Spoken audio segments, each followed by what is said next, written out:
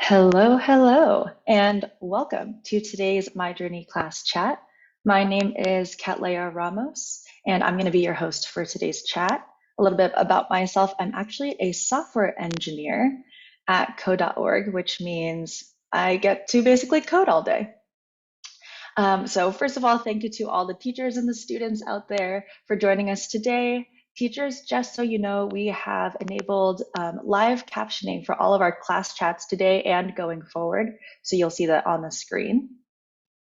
And today we get to talk with Tanya Parker. We're very excited. Tanya Parker helps build virtual reality experiences at MetaQuest. So we're very excited to talk to her today. Teachers, as we're talking and going through questions, if you have any questions that come up, please put them in the chat. That way we can see them. And if we have time at the end, we'll try to get to as many questions that we can. All right, so I'm going to kick us off with a fun icebreaker. This is something I've been doing a lot while being at home and during the pandemic, just not really going and seeing people in person, but I've been doing a lot of show and tells. So the way this works is I will pick something from around my desk, I will show it to you, and I will tell you about it. So today, my show and tell are these slippers that I have. They look like dumplings. They're very soft, very warm, and they're kind of cool because if you can see, they plug in to power and they actually are heated. So when it's really cold, I can keep my feet nice and warm. All right, so now I'm going to go ahead and pass it off to you, Tanya. Give us a little show and tell, and then introduce yourself. I'll grab something too. Who doesn't like a heated bow? Cozy. Oh, yeah. I love my share of cozy things as well. These are some stuffed animals from My Neighbor Totoro, which is a Studio Ghibli film. I love a lot of Studio Ghibli films, especially the ones directed by Hayao Miyazaki. So couldn't resist these little guys. Very, very cute. So yeah, Tanya, could you just give us a quick intro about yourself? Sure. I'll share my screen and show you some of the things that I work on. So, hi, my name is Tanya. I'm a senior technical program manager at Oculus, now known as MetaQuest, and I work on for a company that creates virtual reality experiences. So if you've seen this is the Quest 2. It's a really popular device and a way for you to connect to these virtual reality experiences. As a technical program manager, I get to do a little bit of everything. So if you've heard of software engineering, product design, product management, I work with all kinds of roles and disciplines to problem solve and create these 3D immersive experiences. So virtual reality is like playing a video game, but instead of 2D, it's 3D, and you're completely surrounded by a new environment. So you can feel like you're in a totally different place when you're just in your living room. So here is an example of what this Quest 2 looks like, and something I get to work with and play on almost every day as part of my job. Very cool. Yes, I think I have played one virtual reality game called Beat Saber. Maybe you're familiar with it, but it's cool because Very there's popular. music, but it's scary because you're in the video game. And then as music is playing, there's blocks going by, and you kind of have this virtual sword that you're using to cut through the blocks. But yeah, it's very cool to be in the game. Awesome. So you kind of described that you're a technical project manager and that you work on virtual reality. I'm kind of curious, can you tell us um, maybe a little bit more about virtual reality and maybe even some projects that you've been working on? Sure. So virtual reality can really be, it's up to your imagination of all the things that virtual reality can do. And that's one of the really cool things about my job is we're trying to figure out how to build metaverse in a way that helps connect people and our communities. So here's an example of a home environment. You could build your dream home, for example, with awesome high ceilings, huge TV screen, fancy food. It can really be anything. You could go travel the world. You can play games like Beat Saber. You can stay fit, like maybe something your parents would like to do. And some of the projects that I work on, one example is I have enabled notifications. So on your phone, when you get a text message or some kind of notification, we can now show that on your headset. So you don't have to remove your headset to look at your phone and read that notification. So it's a way for you to stay in the virtual reality space and get to stay plugged in without having to disrupt or interrupt the experience and really enjoy yourself in virtual reality. Wow, that's very cool. That makes me realize you could basically just be living in the virtual reality all the time because you can get all of your notifications. Very, very cool. Can you tell us a little bit more about what your day-to-day looks like, a typical day in your life at work? Yeah, so I have a very collaborative job, which means I don't work on things by myself. I have to work with a ton of people all the time, which for adults, that's usually a lot of meetings. So we usually have a bunch of problems to solve every day where we need to decide what something looks like, feels like, how people experience it so that they really have fun and are engaged and enjoy the experience. And so we just try to build that in the best way possible. So we ask each other a lot of questions. We want to make sure we build it the right way. So we are protecting people's privacy and just making it overall a very enjoyable way for people to relax, entertain themselves, and connect. So I am usually just walking through a lot of those problems until we're able to get to these milestones or just checkpoints into creating and launching our project or feature. So as another example, one cool thing about the Oculus Quest is that you have these controllers that allow you to point and choose and show where your hands are. And so an example of a problem that we needed to solve is we want to get rid of these controllers so that you can just use your hands and point and click and touch and grab and really interact with the environment. So it feels like you're grabbing things and it feels real. And so that's a problem that nobody's solved before, and somebody had to solve it. And so that's what's really exciting, is that you get to be creative in solving these problems and figuring it out together. Yeah, that sounds really cool just because oftentimes thinking about technology and software, but also virtual reality and 3D spaces, these are all things that are brand new. And so I'm sure problems are coming up all the time related to things that don't even exist yet. And it's kind of like, wow, how do you solve a problem that no one's even tried to solve before? I Mhm. was kind of curious because you mentioned collaborating with a lot of people and working together in a group to kind of solve a problem. I'm just wondering, do you have any takeaways or tips that you've learned from working with others that you feel like, wow, this is really helpful when you're working in a group and you're trying to solve a really hard problem? I think the most important thing to realize is that everybody thinks about it a little differently. And so the whole point of working on it together is listening to everybody's perspective and hearing what ideas they have, what options they're suggesting, and really making it a melting pot of those ideas.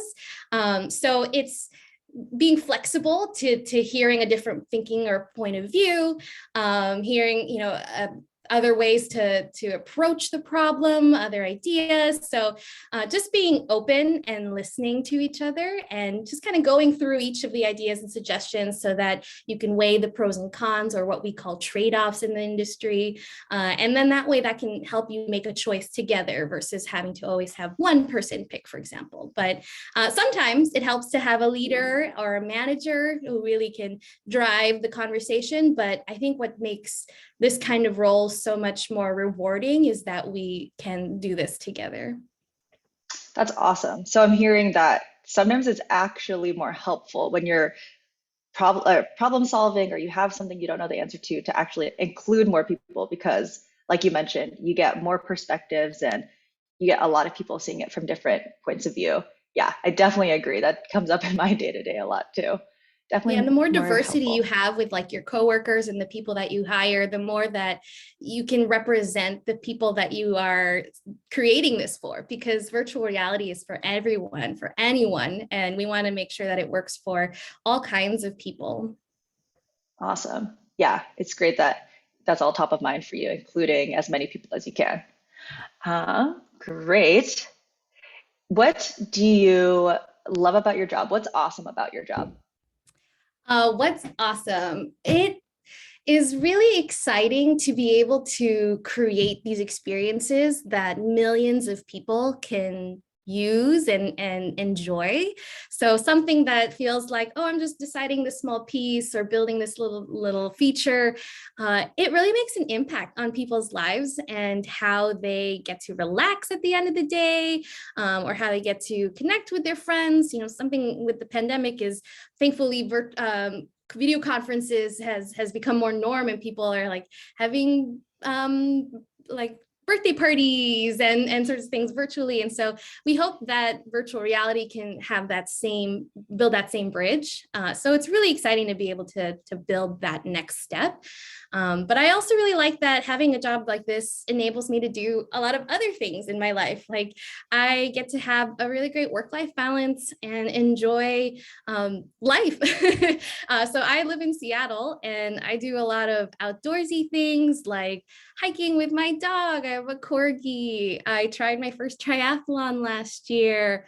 I really like to travel, and so I get a lot of good vacation time and enjoy a lot of food while I travel as well. So here's some pictures of me, my friends, my boyfriend here, and Jollibee is one of these Filipino fast food chain restaurants, and it's my favorite fried chicken. So I just wanted to show you a little bit of that. Like my work is great, and it's a great way for also for me to enjoy my life outside of work. Oh, I love that. I'm also Filipino American, so Jollibee is very near and dear to my heart. And if anyone out there could try the fried chicken at Jollibee, you will be very happy. That's great. I also want to give a quick reminder that if teachers, students, as you're listening, if any questions come up, definitely feel free to put them in the chat so we can get to them at the end.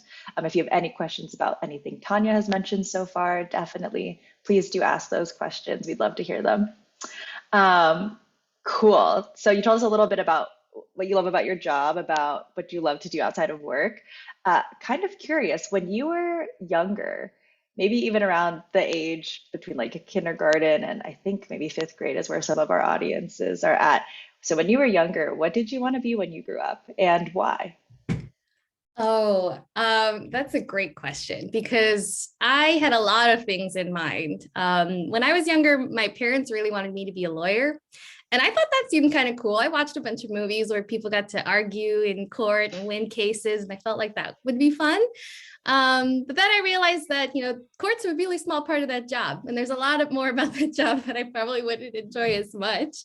I really liked a criminology class I took in middle school. And so I was fascinated by fingerprint analysis and how people analyze like evidence at crime scenes. And I thought that was really cool too, but a little grim. But I was also interested in landscape architecture.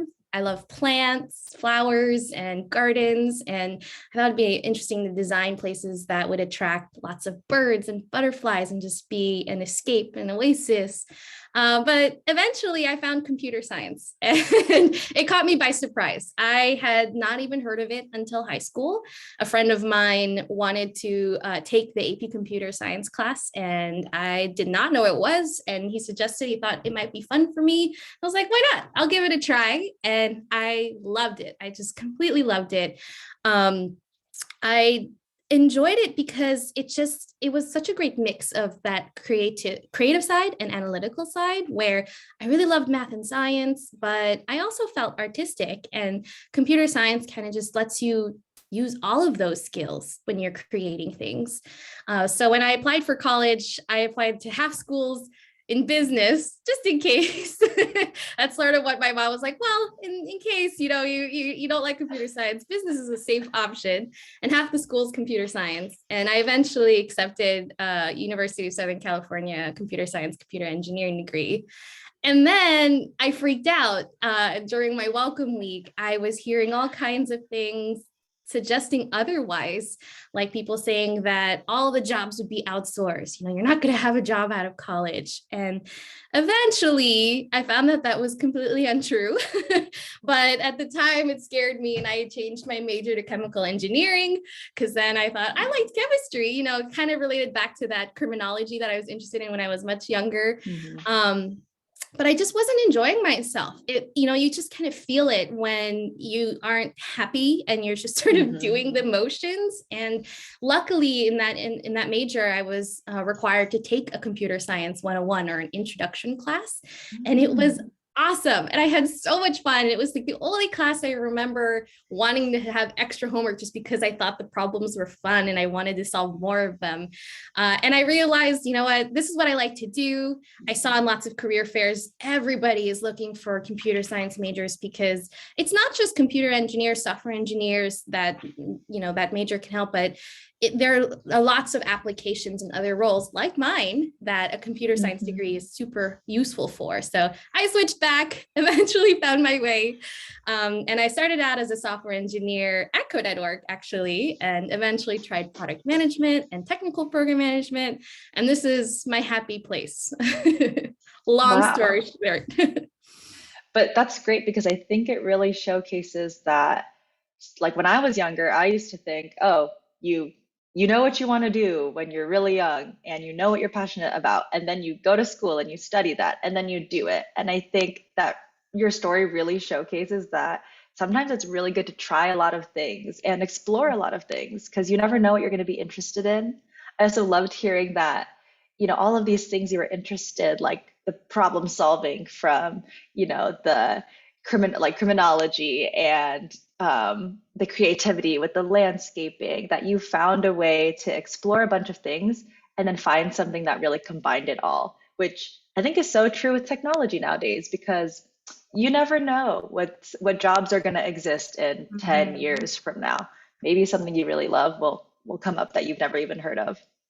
And this question actually ties really well into a question we actually got from the audience, if it's okay for me to ask that now. Coach Mo asks, do you think in 100 years from now, most people will have VR headsets and maybe even VR headsets for free?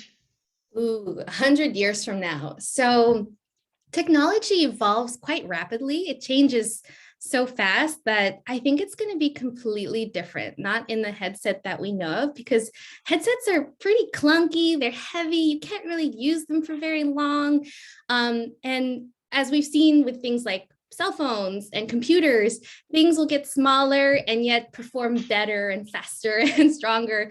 And so I'm hoping that it's something like a contact lens, not even glasses, or maybe it's something that is sort of bio or like in your body. You put it a little thing or a stamp and it just sort of appears and you can press a little button on your body and you're there. Do I think everybody will be there? Yes, honestly, that's why I work here. I think that's the future. It's the next internet. It's the next wave that people will become obsessed with. Like, how much time do we spend on our phones, on TikTok, watching people do things, trying to connect with people through technology. So maybe not through headsets, but will people be in the metaverse? Yes, absolutely. Oh yeah, the way you just described that just reminded me of all like superhero movies, and every movie I watch with technology, they're kind of just like opening things with their hands and it's right there in space. They don't have to use a computer. Mm-hmm. And I totally agree with, you never know. Yeah, you never know what's going to exist in 10 years. Things are changing so quickly. Yeah. All right, I'm gonna jump to a final question. And I really love this question because I think it's really helpful. What advice would you give to students out there listening who might be starting to learn computer science? Well, I hope you're having the best time. I wish I could be in your shoes enjoying it for the first time too. But I think, it's one, if you're not sure if you like it or not, stay open and try it, give it a shot. It's so new, like even for me, when I was learning about it, it wasn't a thing or people didn't know very much about it at that age. And I think you're so lucky to be exposed to it now. So give it a shot and see what you like about it and encourage your friends too. Don't be afraid to make mistakes. And that's the whole point of it. Is it's not going to be perfect the first time. You're going to try one thing, it's not going to work, and then you're going to make tweaks and tweaks and tweaks and tweaks, and it'll be so satisfying when you finally get it to work. It's just, you're going to spend hours on it thinking about it and going away and coming back, and there's nothing like that feeling when you finally solve it and figure it out. Like, I did that, nobody showed me how to do it, nobody did it for me. I figured it out on my own, and I made this thing. Maybe the computer said something, maybe I made a website, maybe I made an app. Like, it's just so much fun to see that tangible, in a way, digital, but something you created came out of your brain, and that's what I feel like is so exciting about it. So stick with it, be persistent, keep trying and keep trying different ways until you reach that point of success. Awesome. Well, Tanya, thank you so much. I think we're wrapping up on time here. So again, yeah, thank you so much for all of your insight. Thank you to the teachers and students that are watching. A quick reminder that we have more class chats just like this coming up this spring. And we also have past chats that have been recorded that you can watch, teachers and students in your classrooms. You can find all the information about that at code.org/csjourneys. And also, reminder, teachers, please check your email for surveys. We really appreciate your feedback. It's how we grow and we can make these class chats better for you and your students. So please, we're really excited to read your feedback, and please do share that with us. But yeah, thank you so much, everyone, for joining us today. Thank you, Tanya, again. And that's our chat.